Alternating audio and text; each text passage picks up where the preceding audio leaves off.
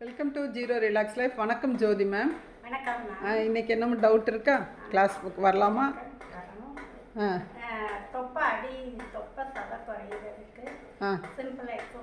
Simple exercise லாஸ்ட்டாக நம்ம ஒரு எக்ஸசைஸ் பார்த்துருக்கோம். இப்போ அடுத்து ஒரு சிம்பிள் எக்ஸசைஸ் பார்க்கலாம். அதுக்கு முதல்ல நேராக நிமிர்ந்து படுத்துக்கங்க மேம். ஓகே மேம், இப்போ எக்ஸசைஸ் ஸ்டார்ட் பண்ணலாம். வயிற்று பகுதி குறையக்கூடிய வயிற்று மேலே கை வச்சுக்கோங்க. இப்போ கால்களை ஊனி பாதம் மட்டும் தரையில் இருக்க மாதிரி முட்டு மேலே இருக்க மாதிரி வச்சுக்கோங்க. ஓகே மேம், இப்போ லெஃப்ட்டு ரைட்டும் அந்த கால் பகுதியை திருப்புறீங்க.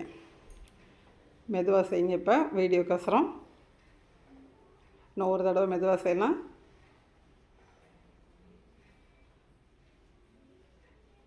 ஓகே மேம், இப்போ இதை ஃபாஸ்ட்டாக செய்யலாம். முடிந்த அளவு முதுகு பகுதி தூக்காமல் பார்த்துக்கணும். முதுகு கீழே தான் இருக்கணும். முதுகு தூக்காமல் இதை ஃபாஸ்ட்டாக செய்யுங்க மேம். இன்னும் ஒரு 2 தடவை.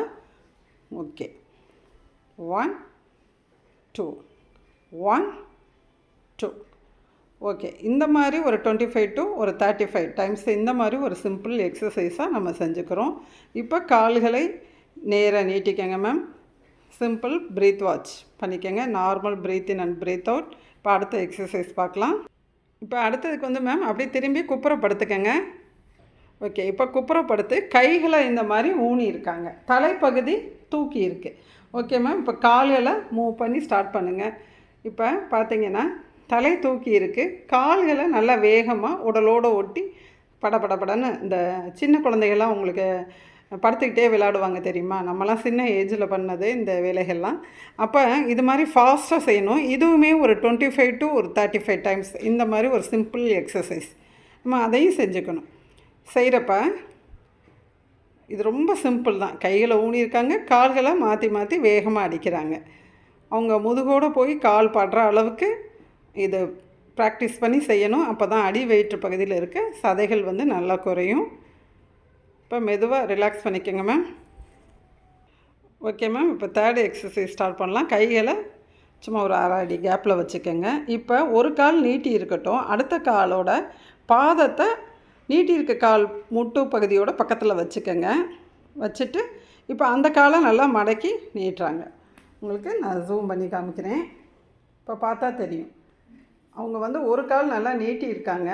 அடுத்த கால் பகுதியை நல்லா மடக்கிட்டு முட்டுக்கிட்டக்க அந்த பாதம் இருக்குது. இது மாதிரி இப்போ இவங்க கிளாஸுக்கோசரம் ஒரு 6 கவுண்ட் கொடுக்குறேன். 1 2 3 4 5 6.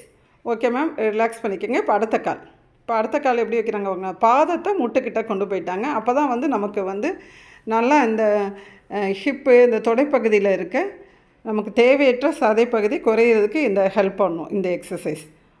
1 2 3 4.